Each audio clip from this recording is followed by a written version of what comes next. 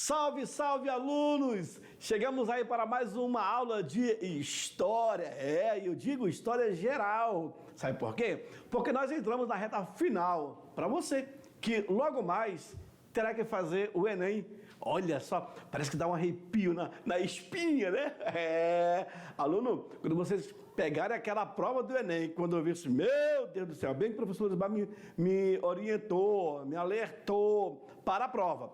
Então, o momento de aprender é agora, o momento de errar é agora e também de acertar. Porque no dia da prova, vocês só irão lembrar do que nós falamos para vocês, tá bom? Como vocês já chegaram até o terceiro ano, graças a Deus, rapidinho está acabando aí o ano, né?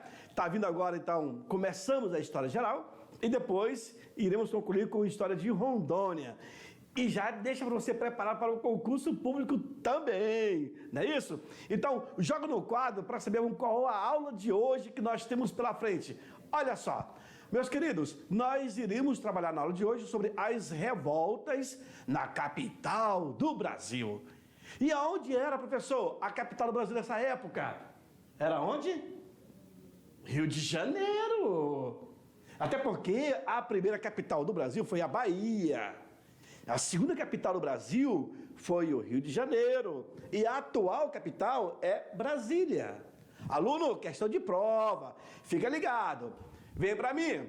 Com isso, vocês já ficam se familiarizando com esses termos. Claro, então, para todos vocês que estão aí conosco, nessa campanha, acompanhando nossa aula, e o meu amigo aqui, o nosso intérprete, Sâmio, não é Sâmio não, pô, é Sâmio, não é isso? Então, seja bem-vindo, Sâmio.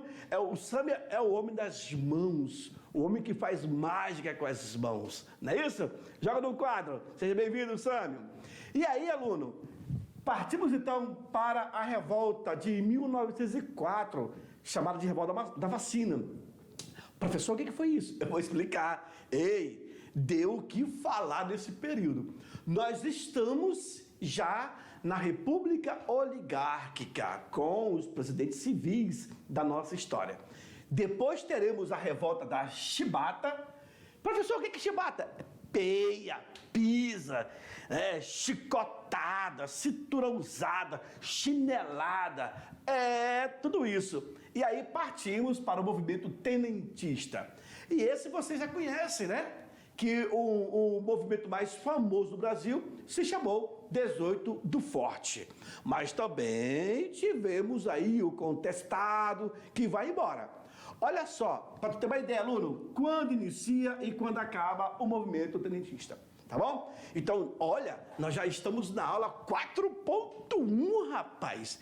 Como em toda aula, nós temos as habilidades. Então, aluno, você terá que relacionar o trabalho com as formas de poder, veja, compreendendo sua importância nas transformações históricas, assim como compreender e relacionar as diferentes formas de organização da vida social e também das relações de poder. Olha, tendo isso como meta, finalidade e foco, aluno, correr para o abraço e tirar nota 10, certo? Então vejamos aí na imagem a revolta da vacina. Esse cara que vocês estão vendo aqui, eu dou um bombom para vocês saberem quem é. Quem é? Esse rapaz aí, que está aqui no meio.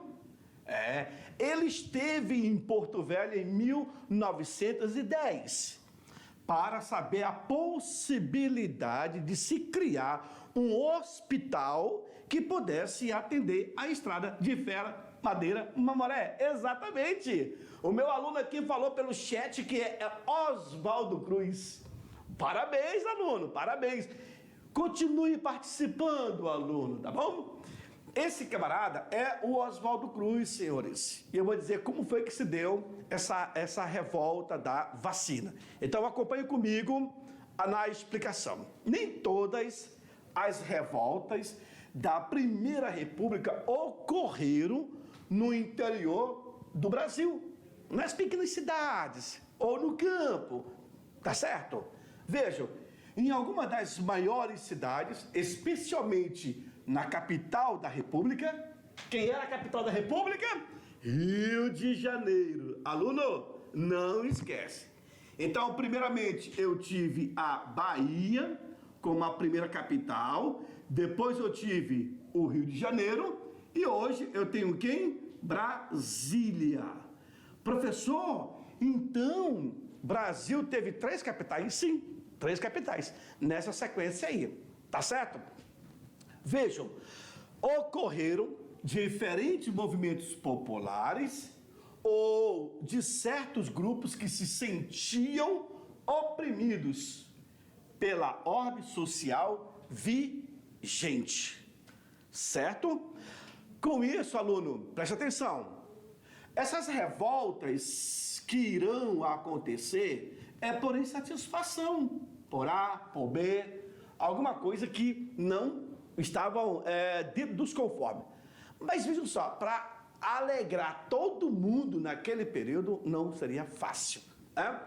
Vejam, 1904 é a revolta da vacina, houve uma reforma na capital do Rio de Janeiro, nesse caso.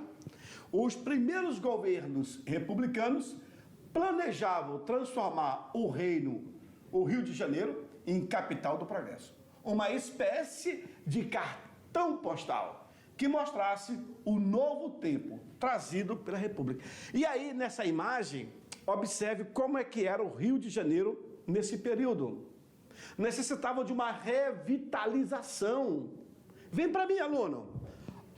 Vai ser mais ou menos assim.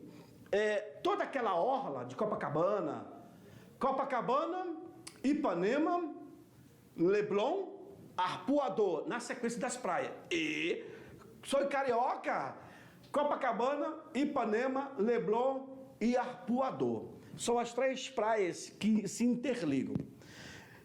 Ali em Copacabana, logo na orla, onde tem aqueles prédios bonitos, ali eram os casebres. E aí começou a haver um surto de varíola na capital. E o que aconteceu? Para querer, o prefeito do Rio de Janeiro, Pereira Passos, prefeito do Rio de Janeiro, Pereira Passos, querendo dar um ar de cidade europeia, vai acabar expulsando as famílias pobres ali do centro do Rio de Janeiro, e essas famílias irão para onde? Vão subir o morro. Preste bem atenção. Essas famílias pobres que estavam na orla do Rio de Janeiro serão expulsas e irão para o morro. Vai ter um surto de varíola. Qual foi a ideia do Pereira Passos? Vamos vacinar a galera. O Oswaldo Cruz, médico sanitarista, é chamado e ele aconselha, vamos vacinar todo mundo. Aí, senhor, olha só, o exército, então, ele vai subir no morro para poder vacinar as pessoas. Ninguém quer ser vacinado. Vocês imaginem, os caras foram expulsos das áreas nobres da cidade, estão no morro. Aí, de repente, chega o exército para poder vacinar. Na verdade, o exército, pensava eles, está querendo dizimar todo mundo. Aí está todo mundo entrando em manifestação, não aceitando a vacina. Então tá bom, o exército desce do morro. Desceu do morro. Sim. Começaram então a morrer pessoas vítimas da varíola. Essas pessoas então começaram a descer o morro em busca de auxílio para serem vacinados. Aí entenderam a importância da vacinação em massa. Ao mesmo tempo, o Pereira Passos ele vai unir o útil ao agradável. Ele vai reformar toda a orla, melhorar toda a orla e, ao mesmo tempo, ali deixar imune as pessoas contra esse vírus. Tá certo? Foi por causa desse episódio que aconteceu a revolta da vacina no Rio de Janeiro. Fechou? Lembrou? Segue. Vamos lá. Por isso que você observa dessa imagem do início do século XX, o Rio de Janeiro. Hoje você chega ali, tudo está transformado. Por exemplo, o aterro do Flamengo, ali fala aterro do Flamengo porque o mar era bem longe. E eles começaram a aterrar, pensa que não, o mar ele ficou longe e toda aquela orla acabou crescendo. Recentemente, em 2011, redescobriram o porto aonde desembarcava os negros, chamado o Porto do Valongo, que eram os escravos, que eram representados, naquele mercado para fazer a venda dessas peças, tá certo? Bom, veja aí o morro, a favela. É uma casa em cima da outra, coisa incrível. Para quem conhece, por exemplo, a Rocinha fica entre ali a Marquês de Sapucaí, com uma avenida principal, bem próximo. Você vê logo na entrada ali a favela da Rocinha. Se não me engano, o Rio de Janeiro tem para mais de 700 favelas. Mais de 700. É a favela que não acaba mais. Para realizar, então, essas obras, os cortiços e casebres dos bairros centrais foram todos demolidos. O governo não vai oferecer moradias às pessoas que serão desalojadas. Mas, professor, que aberração! Pois é. E como é que vai ficar? Os caras vão ter que procurar outros meios. Essas pessoas então passaram a viver em barracos que foram construídos nos morros. Os barracos serão construídos no morro, vocês estão vendo? E nós temos aqui uma área de preservação. Que vai ser consumida pelos moradores e vai virar moradias. Do centro ao subúrbio. Cara, Rio de Janeiro tem uma paisagem ímpar. Muito, muito, muito linda. Inclusive aquela Baía da Guanabara, quando você entra, coisa fantástica. Naquela região ali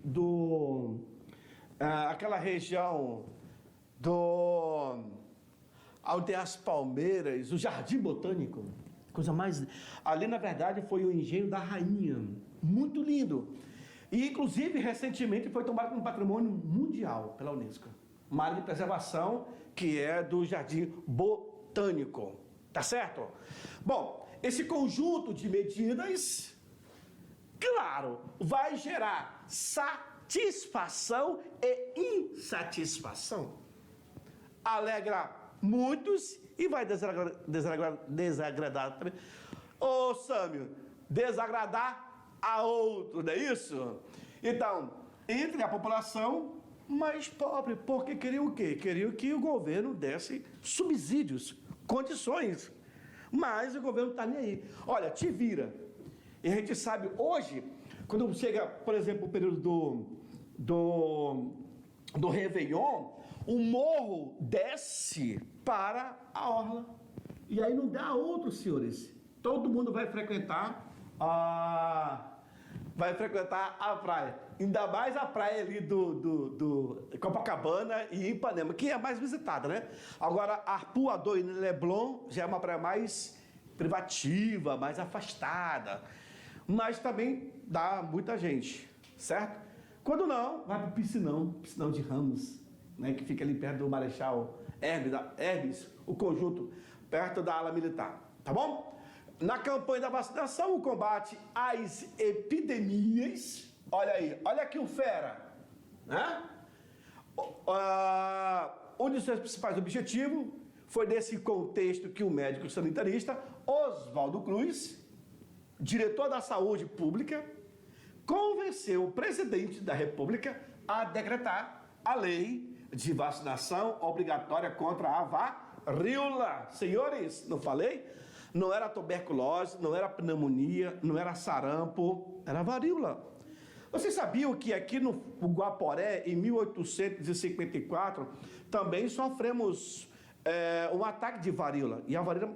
Gente, a varíola matou o pai do Rondon em 1864. A mãe dele já morreu de pneumonia, né? Então, vejam, o levantamento a pesquisa feita pelos sanitaristas. E vocês sabiam que o Rondon, quando esteve aqui em Porto Velho, ele esteve com o seu médico particular, que foi o médico Belisário Pena. Que nós temos uma escola aqui em Santo Antônio chamada Belisário Pena. Era o médico do Oswaldo Cruz. Então, eles acabaram fazendo todo um levantamento e descobriram esse surto de varíola. E o Oswaldo Cruz, então, orienta: todos terão que tomar a vacina. Ponto. É o que está acontecendo hoje com a Covid. Mesmo quem tomou uma dose, 2 doses, estão morrendo. Agora já se fala na 3ª dose, né, para poder manter. A gente não sabe, essa variante Delta, como eles estão dizendo, se fortaleceu bastante. Então, todo cuidado é pouco. Né? Mediante isso, então, vai ter que se vacinar. Nessa época, senhores, a população quase não tinha informações. E aí acaba reinando a desinformação. Sobre o quê? Sobre os benefícios das vacinas. Né? Não obteve qualquer esclarecimento por parte das autoridades. Para alguns, a aplicação de injeções em mulher era imoral. A aplicação, só pelo fato de você arraiar um pouquinho o bumbum, a roupa do bumbum, para poder aplicar a injeção na mulher, era imoral. Olha os princípios daquela sociedade. Não é não, Sâmio? Antigamente, não tinha dessa não. Até hoje o Talibã, a mulher não pode ficar sem a burca, entendeu? Tomar no braço? Não, vai depender muito. Até tocar no braço da mulher você não podia. Então vai morrer, sim. Mas os princípios morais eram latentes. Você imagina o cara chegar e tocar em você? Não pode. Isso aí tinha princípio. Coloca a luva, entendeu? Ainda mais tocar numa parte de uma mulher. Não tinha como, bicho. Não tinha como. Na mulher, não podia tocar, não. Então, para outros, né, Sâmio? Para outros, a obrigatoriedade da vacina feria. Aí, vai entender. Ou você fica imune através de uma injeção, ou tu morre. É que muitos acabaram fazendo hoje, né? Pela Covid, não vou tomar a vacina. Negacionismo. Então, vai morrer. Lá nos Estados Unidos, o presidente americano, ele determinou que as pessoas que não fossem vacinadas teriam que assinar um termo e não viver junto com os demais. Ponto. Tá certo. Porque, de repente, um camarada desse que pega uma vacina, que pega um vírus, se propaga em seu organismo, acabou. E aí? Não tem para ninguém. O descontentamento das pessoas afetadas pela demolição dos seus barracos, né? Dos seus cortiços, e a obrigatoriedade da vacinação, olha só, vai provocar uma revolta popular. Entre os dias 10 ao dia 15 de novembro de 1904. Aonde, senhores? Na capital do Brasil, Rio de Janeiro.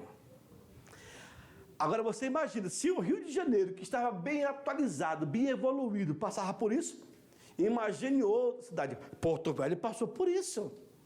Né? Então, assim, chega o surto da doença, ou você imune a população, ou morre todo mundo. Tá? Cerca de 50 pessoas acabaram morrendo e mais de 100 ficaram feridas. Centenas de participantes do conflito foram presos, deportados para o Acre. O Acre, professor? Sim! O Acre era o Seringal. Aluno, em 1903... o Brasil assina o Tratado de Petrópolis. E os presos que vieram para o Acre irão trabalhar nos seringais. Sabiam disso? Não. Então aí, ó, já anote mais uma informação. Saímos da revolta da vacina e entramos na revolta Chibata, 1910. 6 anos depois, tivemos esse conflito. Vocês vão entender, os caras se armaram, da Marinha do Brasil, e são os revoltosos, eles estão reivindicando pelo castigo que o cara ganha para poder entrar nas Forças Armadas, porque era assim, quando você entrar nas Forças Armadas, você passava por desafios, claro, e que existiam os castigos, só que os caras não vão entender, então eles vão brigar para acabar com esses castigos corporais, não é nem o psicológico, mas é o físico, tá bom? Aproximadamente 2.000 marinheiros, viu? Liderado pelo João Cândido, eles irão se revoltarem contra o castigo físico que recebiam para poder entrar na corporação. Dando início, senhores, ao episódio que ficou conhecido como a Revolta da Chibata. A Revolta da Chibata. Certo? E essa Revolta da Chibata vai sofrer para muita gente, viu? Porque aí o camarada... olha, o cara hoje entra na polícia.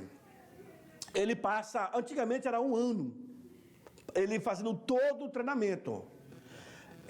Essa Revolta da Chibata era para testar o psicológico, camarada. Você imagina que você vai ser uma polícia no futuro. E aí você tem que saber, se você for pego pelo inimigo, o cara vai te torturar fisicamente e mentalmente. Você imagina um cara colocando uma arma na tua boca e falando coisas e mais coisas. Você pira. Bernardo Gui foi um inquisidor da Reforma e Contra-Reforma. E ele dizia que a tortura libera a mente e liberta a alma. Na tortura você fala até aquilo que não te foi perguntado, não é verdade?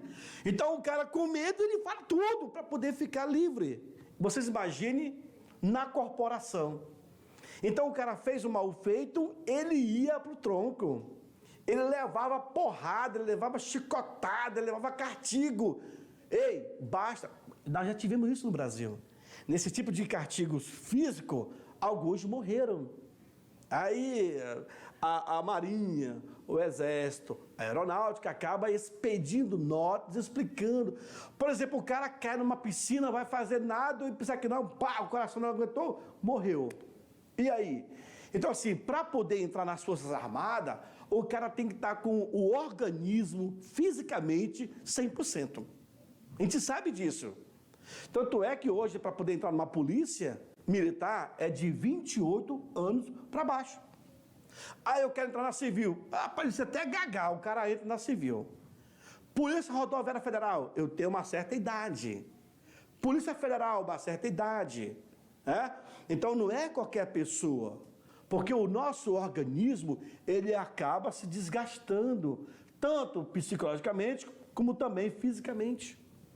E esses marinheiros se revoltam devido a esses castigos que eles recebem para poder entrar na corporação.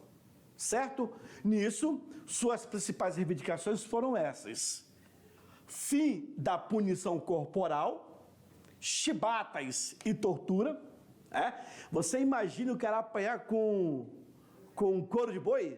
Nossa! Ficava... Tu tá rindo, Sâmio? O cara ficava todo marcado, né? Nós nem estamos no período... Pior que estamos, tá, Sâmio? O Brasil só passa a ser liberto de fato de direito a partir de 1935. 1888, nós temos a criação da Lei Áurea, mas de fato de direito só acontece em 1935, ou seja, muito tempo depois. Então o cara ainda levava chibatada nos troncos, né? Contra os baixos salários. Olha só o protesto deles. Estavam brigando para não apanhar mais. contra os baixos salários e contra a péssima condição de trabalho e de alimentação. Os caras querem comer o quê? Caviar, não sei o quê. Peraí, não é bem assim. Tem que comer aquilo que está disponível, né? De vez em quando, os hermanos acabam fazendo manifestações lá no casão, porque eles estão enjoados de tanto comer pão com calabresa, com queijo e etc. Imagine que um pai de família hoje, nem isso tem, nem um pão sem a manteiga, sem nada, né? Mas isso vai muito do contexto que nós vivemos hoje, tá? E nesse caso, os caras estavam reclamando da alimentação. Imagine, então tá bom, eu vou fazer um estrogonofe para eles, todos os dias. Não é assim.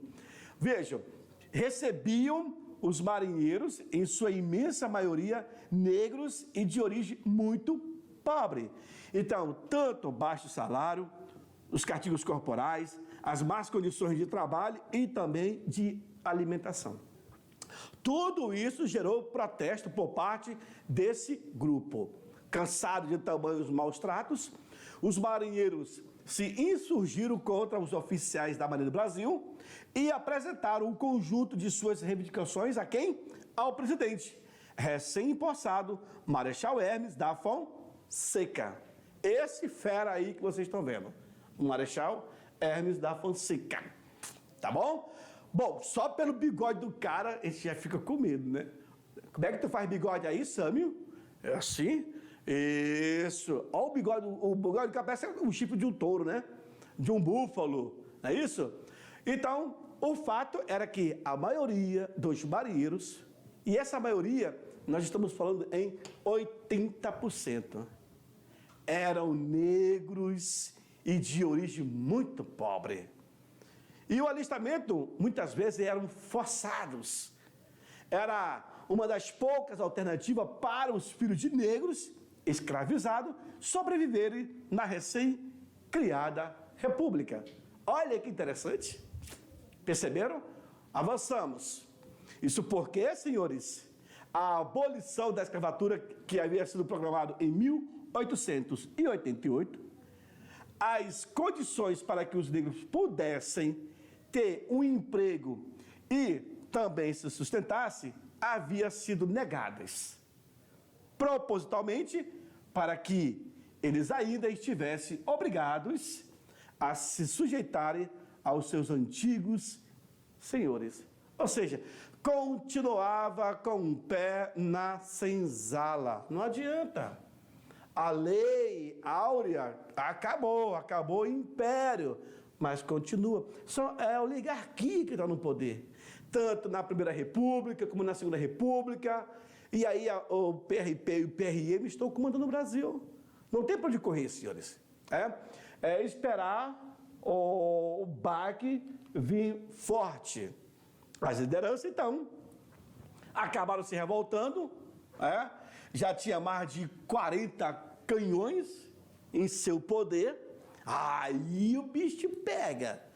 Porque os caras se armaram com 40 canhões dos navios mais modernos daquela época, apontado para a cidade do Rio de Janeiro, que era a capital da República naquela ocasião.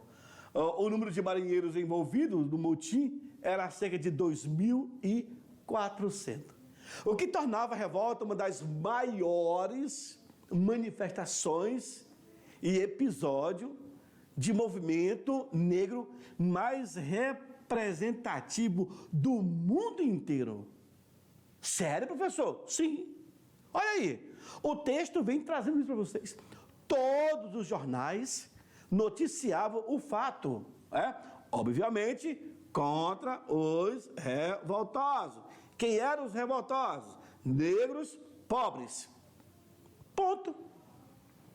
2.400 era um motim muito grande. Cara, só que teve situações aí que o governo enfrentou com muito mais gente. Só que aí era um motim de negros pobres. Tu não está entendendo, aluno. O grupo era bem maior como se imaginava.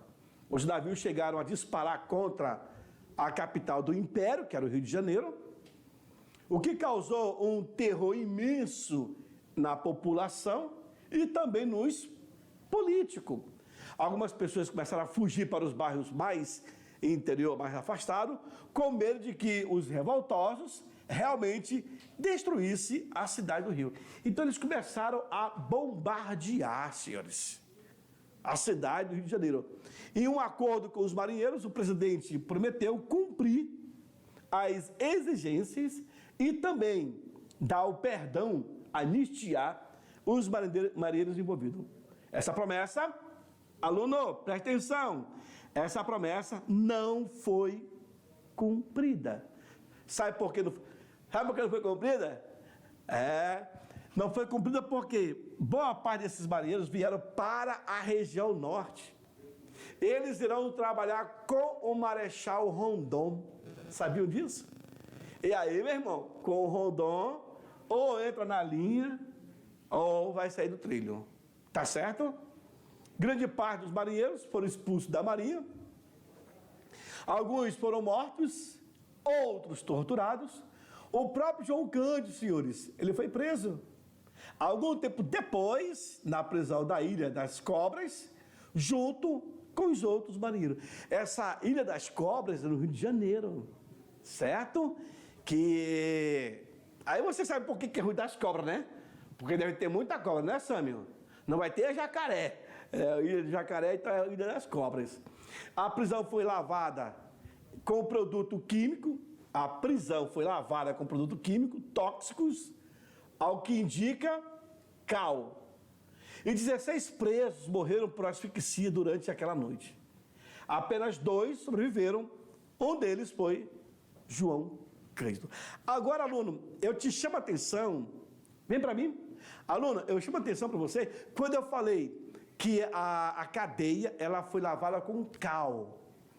Quando se fala isso, cal ou sal grosso, é porque querem tirar do mapa a essência daquela pessoa que se tornou mártir, ou então líder ou herói. Isso aconteceu com o Tiradentes, quando a casa dele foi lavada com sal grosso e depois atearam fogo. Nesse caso, a prisão foi com cal, para tirar todos os vestígios, toda a essência desses prisioneiros. Tá? Era uma política e uma prática muito comum no final do Império para o início da República. Só para você se ligar aí como é que funcionava. De repente apareceu, mas por que, professor? Não pode lavar a prisão com detergente?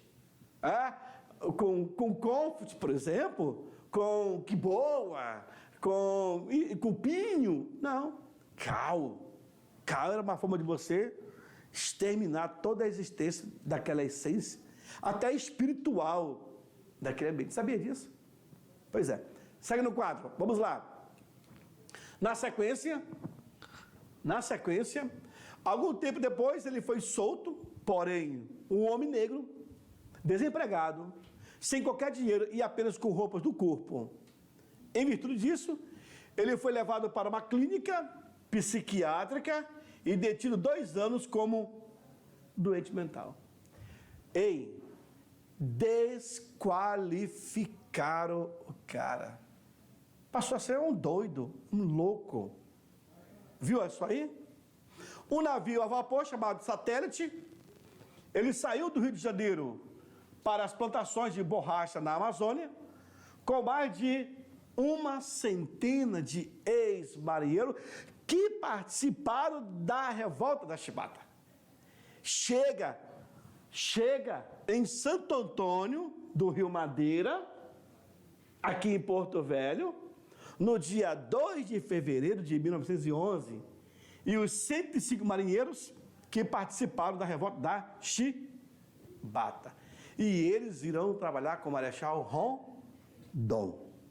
Show? Tenentismo. Luiz Carlos Prestes, um dos principais líderes desse movimento. Olha lá, o mais conhecido, o 18 do Forte. Foi um movimento brasileiro que aconteceu no período de 20 a 30. O movimento possui essa nomenclatura pela maioria dos integrantes possuírem patentes. Aqui eu tenho um civil que se juntou aos oficiais. E eles basicamente foram metralhados em Copacabana, na orla de Copacabana. Eles enfrentaram o governo federal. 18 Forte. Inclusive o Forte de Copacabana é em homenagem a eles. 18 do Forte. O movimento tenentista pretendia conquistar o poder pela luta armada e promover reforma na Primeira República. Entre suas principais reivindicações, incluía-se a moralização da administração pública e, olha só, o fim da corrupção eleitoral, o voto secreto e uma justiça eleitoral confiável. Quem queremos isso para você, Sâmio? Uma eleição confiável, né? A defesa da economia nacional contra a exploração das empresas e do capital estrangeiro. A reforma da educação pública, o ensino passava a ser gratuito, obrigatório para todos os brasileiros. A revolta do Forte de Copacabana, olha aí, uma outra imagem, foi a primeira revolta tenentista, teve início no dia 5 de julho de 22, no Forte de Copacabana, que contava com uma tropa aproximadamente de 300 homens. Os caras se armaram fortemente para chegar até o governo.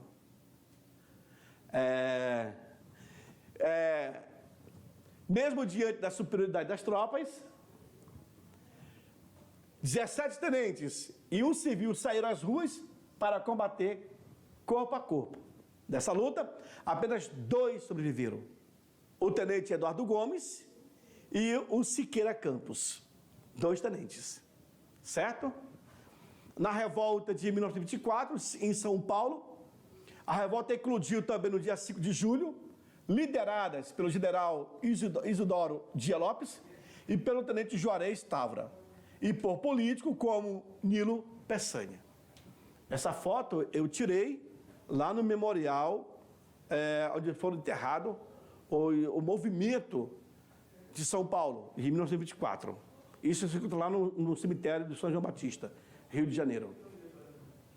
Novas rebeliões tenentistas aconteceram no Rio Grande do Sul e também em São Paulo. O governo paulista viu-se obrigado a fugir da capital para uma localidade próxima, de onde pode organizar melhor a reação com os rebeldes. Feito isso, senhores, corre para o abraço. Depois de mais de 20 dias no controle da cidade, os rebeldes perceberam que não teriam mais condições de permanecer, de resistir.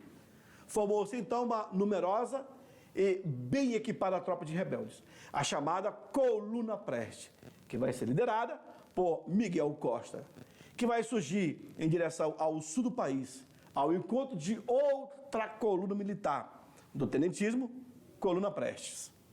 A Coluna Prestes foi um movimento político liderado por militares, contrário ao governo da República Velha e às elites agrárias. Esse movimento, senhores, vai ocorrer entre os anos de 25 a 27. E teve este nome, pois um dos líderes do movimento foi justamente o capitão Luiz Carlos Prestes. Certo? Causas principais foi a insatisfação dos militares, do tenentismo, com a forma que o Brasil era governado na década de 20. Falta de democracia, fraudes eleitorais, concentração de poder político nas mãos da elite agrária, exploração das camadas mais pobres pelos coronéis, líderes políticos locais. Tá certo?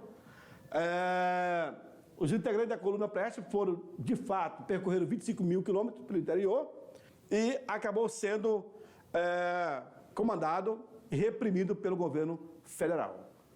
O movimento que foi no Rio Grande do Sul, tinha até sentido ao Paraguai, o governo conseguiu vencer todos esses revolucionários. Tá certo? Bem para mim? Senhores, essa aí foi a nossa aula. Mas daqui a pouco eu volto para fazer aquela revisão de 5 minutos. Tchau, tchau.